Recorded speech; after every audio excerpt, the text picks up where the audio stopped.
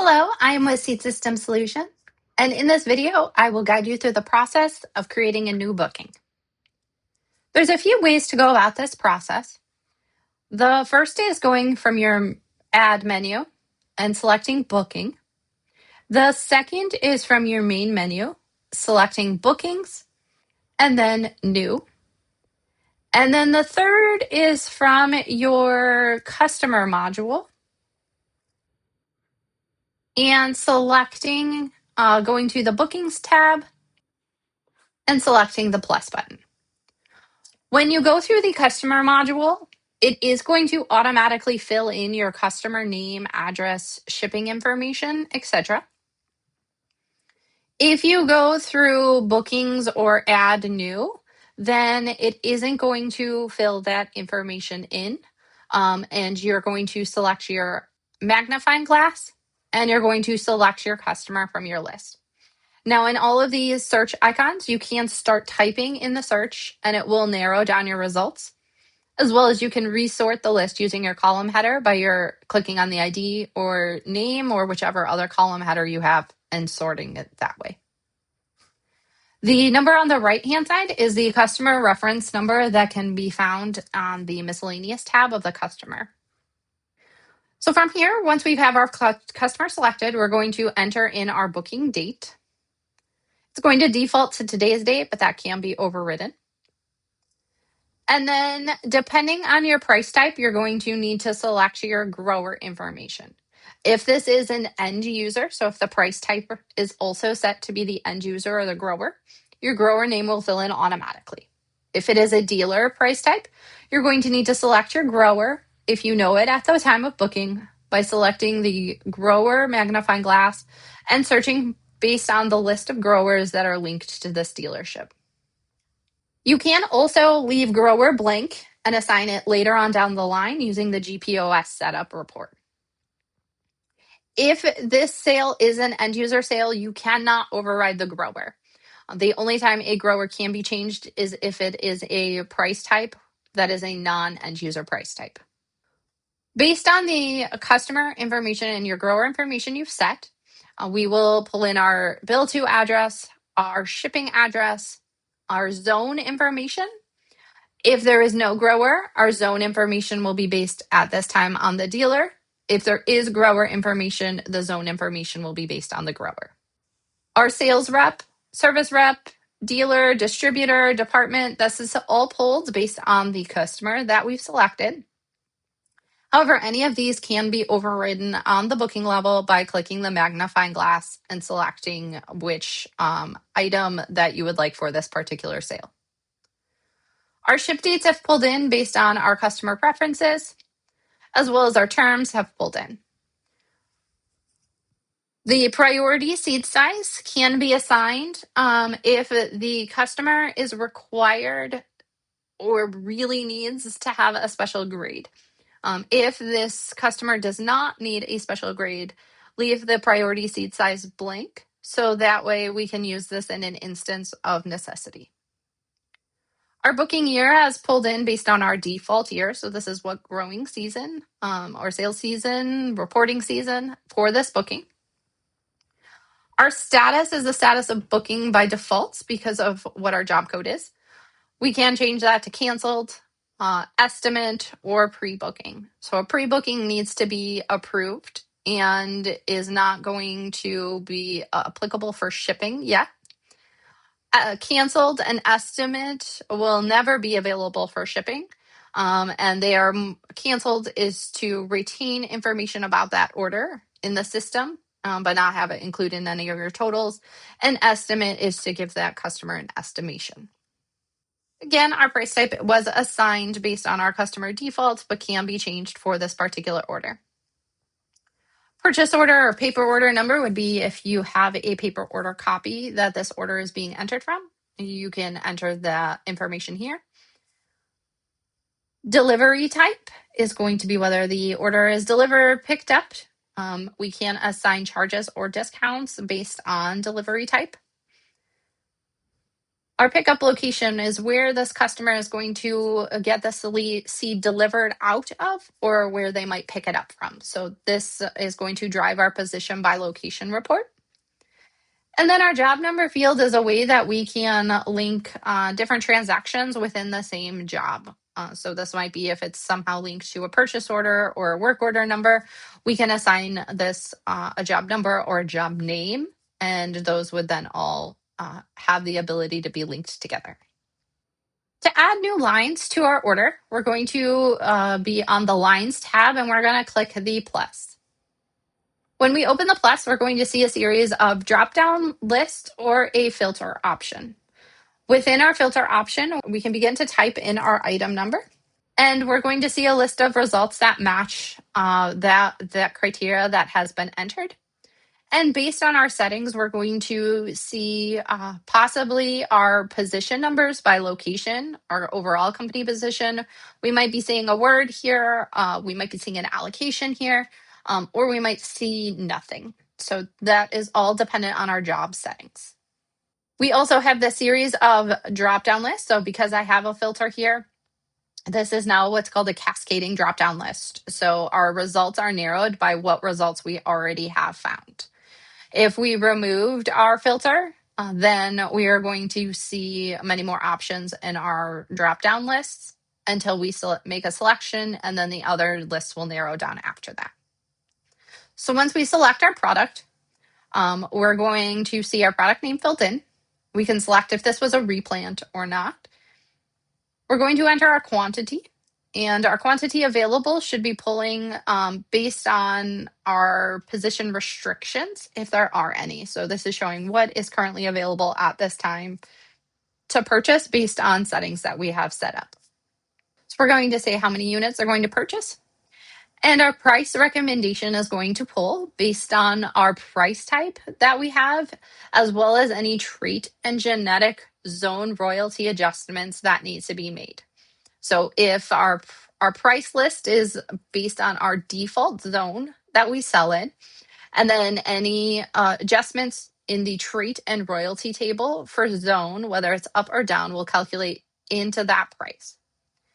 If we leave the price field blank, it's going to pull the price that is recommended here. We can override the price by entering in a specific price.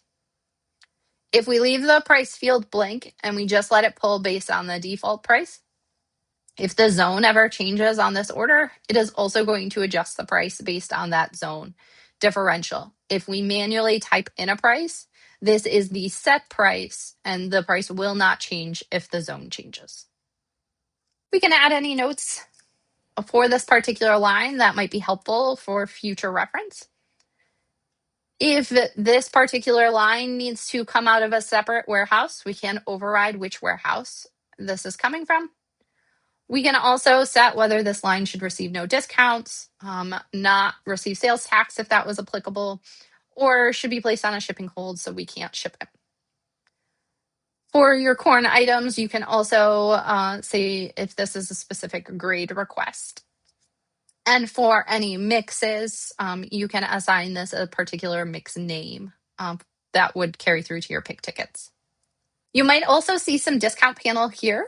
If we have set up particular discounts that are unique to you, they would show below this other information that we have entered.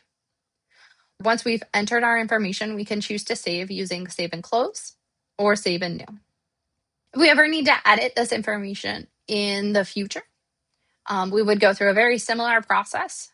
We would just use our edit pencil. So from our Lines tab, we would select our particular sales line, and then we're going to click the edit pencil. And then once our edit pencil has opened, it is going to do a search for the hybrid that we had selected and any products within that hybrid. We can remove that search in order to do another search if we wanted to change the hybrid on this product. And then we can make any adjustments that we need to based on our quantity, our price notes, location, etc. Once we've made our changes, we would select continue to save those changes. When we have our booking lines, we have a few pieces of information that we can enter. The first would be our booking type. Our booking type is going to drive our early pay discount. And all discounts are set up in system settings under the discount tab. And upon beginning Seat System Solution, we would set up a discount panel and discount options for you based on what you have. So likely if you are just starting up here, our discounts aren't set up for you. So please contact us at grow@seatsystem.co or work with us to get the correct discounts in place calculation wise for you. We're going to see our discount options for our miscellaneous tab. The miscellaneous tab is going to set discounts per line based on the criteria entered. So in the case of if we entered $5 and we didn't assign a class or a package type, it's going to assign a $5 discount to all lines. The only one miscellaneous discount can calculate per line, and it's going to calculate down to the most specific result. So if we had a $5 corn on a box, it would not calculate on this line. If we did $5 for corn, it would calculate on this line. So just remember that only one discount can calculate per line, and it does need to be, and it is the most specific line that will receive the discount. We can also assign a volume discount if we have that set up for your group. The volume group that's going to calculate at the beginning is going to be based on your customer settings and if you have any volume groups set up there. Otherwise, you would assign your volume group based on your setup that you have. And we can also select override. So if we needed to assign it a specific dollar amount that doesn't match what the volume group is that they would receive, we can override so they receive that particular discount. If we select change all, it's going to change all bookings currently in the system to match whatever is the override or the volume group that you have set. And the volume does need to be set up per class of product. So there can be varying volume groups for your corn and your soybeans. Early order discount, if we have that set up, is going to be based on your date of order.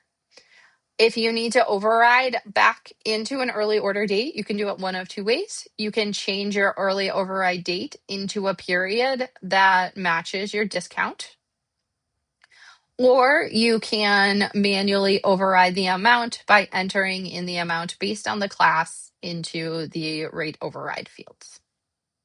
Our early pay discount is set based on our booking type. And again, these are set up in our discount structures in system settings. And so we can see if we change our booking type here, it will change what early pay structure this booking has been assigned to. And our early pay discount is going to determine what early pay discount this booking will receive when payments are applied against it. So it does not qualify a discount now. This is a discount based on when they pay, what type of discount they will receive. And you can, there is a structure in system settings where we can set up different discounts to calculate based on what type of payment that they're paying as well. And then we can select which payments to display or, not to display on the booking confirmation. So we can limit what actually would carry through if you have different discounts set up based on different payment types. And again, that setup is all done in system settings. We will also display your tech numbers based on your trait of your product and your grower. So in our instance, because we have no grower assigned, no tech number has been assigned. But this would be a Syngenta product. So we'd be looking for a Syngenta license. If the grower is assigned and they do have a Syngenta license, it's going to pull through in the Syngenta field. If they do not, then our line should turn red to notify us that we need to get a license for them. You can enter an unlimited amount of lines on this booking. So you would just add lines until you are finished. We don't recommend deleting a line if possible, because once you delete a line, you do lose your history of it. So instead of deleting a line, if this order has been canceled, we recommend either changing your booking status to canceled, or we recommend changing your quantity to 0 and then creating a new line if they've changed your product, or if they've purchased and shipped other items but only one line is being canceled. Then change your quantity to 0 but leave your line in place so we have a history of when those changes were made. If you ever change this quantity to 0, your discounts may still calculate if they are a manually overridden discount. So anytime you are changing your price to 0, we do also recommend selecting the no discount box. So that way none of the overridden or the per line items calculate. So if we are giving the seed for free, we're going to want to change the price to 0, check no discount, and then continue. And now that will verify that no discounts will calculate at all for this particular line item. You can select the whole no discount, and that would then calculate 0 discounts for the entire booking itself. A few other options that we have within our booking is we can go to our split tab and we can assign a split AR. So who is responsible for paying this bill? By default, it's always going to default to 100% to the customer. But if we needed to change that, we can press the plus. We can search for a new customer, and then we can assign a split. The split does need to be entered in decimal format. And then when we press continue, now we're going to have a split. We will need to adjust our original split back down. So from our 100%, we're going to need to make an adjustment and make that 40% here, because our overall total always needs to enter to be 1 or 100%. So right now, if an invoice is created, it's going to give us 60% to this customer and 40% to this customer. So that is what they are responsible for paying. Our notes will carry in from our customer page if we have set up defaults. Otherwise, we can enter notes here, and then we can select whether they're going to carry through to the booking confirmation, invoice, pick ticket, delivery ticket, and bill of lading. The commission notes is set up to display on a commission report if needed. We can attach a paper order or any other information here if needed using our attachment section, pressing plus and selecting what file type we are attaching. We can view a modification log and see when any changes were made on that booking. We can choose in our settings to exclude 0 quantity lines from our booking confirmation printout, as well as we have our custom attributes table. Again, similar to on the customer page, we can set up custom attributes that can be filtered down. So we would click the plus, and then we would select what that attribute is. Once we have our booking all set up, within our hamburger menu, we have a couple of options. We can print our confirmation using our confirmations button. We can print it, create a PDF, or email. The early pay days past is for printing. If the period is past, the early pay period, so say your early pay structure ended on January 31st and it's February 1st, but you still want to print the confirmation showing that January 31st total because you're going to override their payment into a back date. You can say how many days back you want those past periods to print.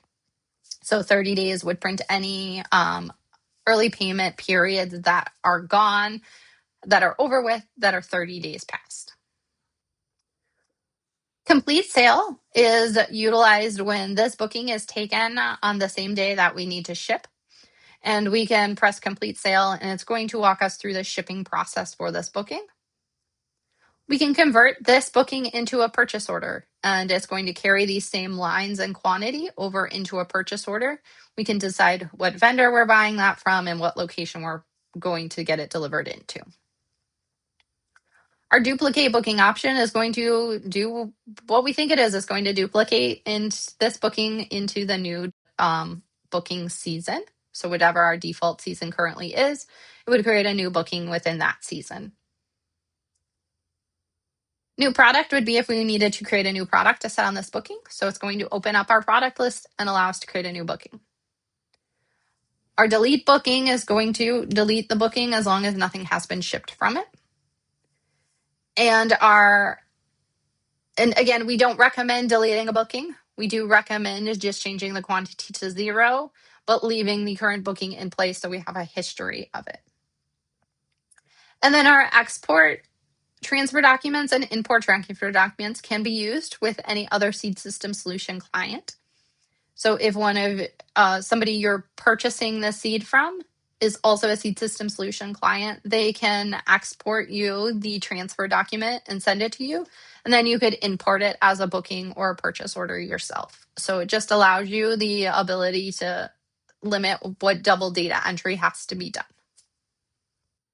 If you have any questions further about creating a new booking or Seed System Solution in general, you can reference our other training videos found on our YouTube channel. You can email us at grow@seedsystem.co, or you can register for our free monthly Zoom meetings that we offer free Seed System support through.